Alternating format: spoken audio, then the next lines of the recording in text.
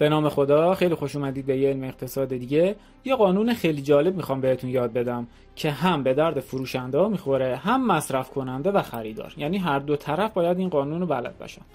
حتما بارها شنیدید که میگن مثلا فلان فروشنده جنس رو به قیمت قبل داره میده، یعنی مثلا قبلا خریده الان قیمتش رفته بالا، حالا به دلیل تورم اینا، ولی فروشنده داره به قیمت قبل میده. بعد میگن چه فروشنده خوبی و منصف و ایناست.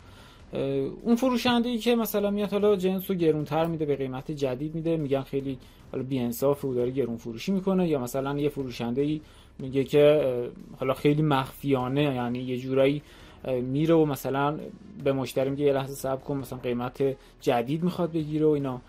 میخوایم ببینیم این داستانی چیه، یعنی آیا واقعا کار غیر اخلاقی، غیر شرعی، غیر قانونی، مشکلی داره واقعا این که ما جنس رو به قیمتی جدید بفروشیم و آیا حالا اونی که داره این کار رو انجام میده داره تخلفی میکنه؟ آیا لازمه واقعا انقدر پنهانی و حالا به سختی کار انجام بشه، تازه کلی هم عذاب وجدان و اینا میگیره، یا نه اصلا همچین داستانی نیست؟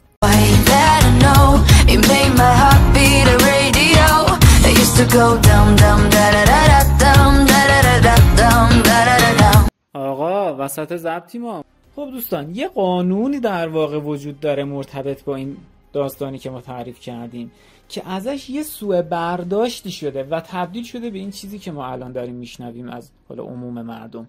در واقع یه قانونی هست ولی میگن یه کلاغ 40 کلاغ شده. یه همچین داستانی داره که نمیدونم ریشش هم از چه زمانیه، چی شده که اصلا اینطوری برداشت شده. خب 3 دسته قیمت گذاری ما داریم. اون دسته سوم میشه همون چیزی که الان مثالشو زدیم و بیشتر عموم مردم و فروشنده ها باهاش در ارتباطن. خب دونه دونه پیش میریم. دسته اول آقا کالاهایی که قیمت مصوب دارن، اصطلاحا میگیم قیمت گذاری دستوری دارن. مثلا آقا بنزین لیتری 3000 تومانه یا مثلا 1500 تومانه. خب این قیمت گذاری دستوری، تورم بشه و نشه اون پمپ بنزین حق نداره بیشتر بفروشه. به هر حال یا مثلا دارو یا خیلی از مواد خوراکی، خیلی چیزا حالا یارانه دارن یا به هر دلیلی قیمت گذاری دستوری دارن. یا مثلا سیمان، اینایی که قیمت گذاری دستوری دارن تا زمانی که قیمت جدید از طرف حالا اون اتحادیه اصنافشون اعلام نشه حق ندارن قیمت بالاتر بفروشن. این که تکلیفش مشخصه. دسته دوم کالاهایی که قیمت مصرف کننده روشون چاپ شده. خب وقتی قیمت مصرف کننده چاپ شده مسلما اینا هم حق ندارن جنس رو به قیمت دیگه‌ای بفروشن. اما یه دونه استثناء روی این کالاها وجود داره. استثناء هم اینه که اگه از طرف مثلا فروشنده یا اتحادیه اصناف اعلام بشه به صورت رسمی و شفاف، اعلام بشه که آقا این کالاها مثلا انقدر درصد افزایش قیمت روشون لحاظ شده، در این صورت فروشنده مجازه همون مقدار درصد رو اضافه کنه به اون قیمت قبلی. پس اینا هم یه جورایی قیمت دستوری دارن ولی نه به اون شکل قیمت مصوب. اینا رو حالا خیلی وقتا معمولا در واقع اون تولید کننده داره قیمت مصرف کننده رو روشون میزنه، نه حالا بگیم مثلا حتما دولتی و دستوریه. ولی به هر حال پس اینا هم به صورت رسمی باید از طرف تولید کننده یا اتحادیه اصنافشون اعلام بشه که میتونن مثلا این میزان به قیمتشون اضافه بکنن. خب حالا بریم سراغ اون دسته سومیه، اون اصل کاریه که همه مردم باهاش یه جوری سر کار دارن و اصلا مشکل از اینجا شروع شده. ببینید دوستان، یه سری اجناس هستن که نه قیمت مصرف کننده دارن نه قیمت مصوب. مثلا من لوازم جانبی کامپیوتر موبایل میفروشم یا لباس فروشی دارم. خب هرچی فروشندم، خب یه جنسی میذارم توی انبارم که بفروشم. خب وقتی تورم میخوره بهش، تازه اونم با وضعیت تورمی که ما الان داریم قیمتش مثلا امروز میخرم یک هفته دیگه رفته بالاتر، من اگه بخوام اینو به قیمت قبل بفروشم که متضرر میشم مثلا این وسط. بعد از اون طرف یه جوری دیگه بهش نگاه کنیم، یه نفر میاد میگه، یه کاسبیه مثلا میگه آقا من یه سرمایه‌ای دارم، به جای اینکه برم مثلا طلا و دلار و ارز و از این چیزها بخرم که به اقتصاد کشورم هم ضربه بزنه، چون خرید و انبار کردن طلا و دلار و اینها مثلا توی حجم زیاد واسه اقتصاد کشور خوب نیست. حالا کاری نداریم، در کل این شخص میگه به جای اینکه من این کار رو انجام بدم، میرم تو کسب و کار خودم سرمایه گذاری میکنم، میرم جنس میخرم، انبار میکنم که حالا در آینده اگه مشتری اومد فروختم که خب فروختم، اگرم نیومد که تو انبار گذاشته حداقل تورم اگه شد من ارزش پولم لااقل حفظ شده. خب این کارش درسته یا غلطه؟ یه چند ثانیه فکر کنید. این کار هیچ اشکالی نداره، خیلی هم خوب و درسته. ما یه سری قوانین داریم مثل قانون در واقع ماده 5 قانون حمایت از مصرف کننده که میاد این مسائل رو به وضوح در واقع توش توضیح میده که حالا این قانونی که گفتم ماده 5 قانون این برای مثلا بحث شفافیت قیمت گذاری اینها رو داره توضیح میده.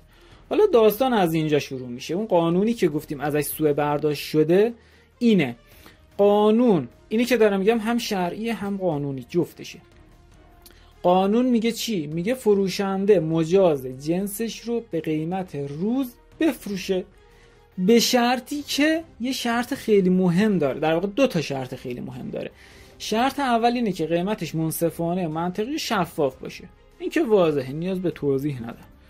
یعنی یه قیمت منطقی، یه درصد منطقی بذاره روش و شفاف هم باشه دیگه. آقا مشتری بدونه داره با چه قیمتی توی چه شرایطی میخره.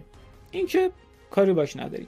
شرط دوم خیلی مهمه. میگه به شرطی که قیمتی که ما در واقع اون انبارداری که ما داریم میکنیم حالت احتکار و ربوی پیدا نکنه. یعنی چی؟ در چه شرایطی این انبارداری ما میتونه تبدیل بشه به حالت احتکار و ربوی؟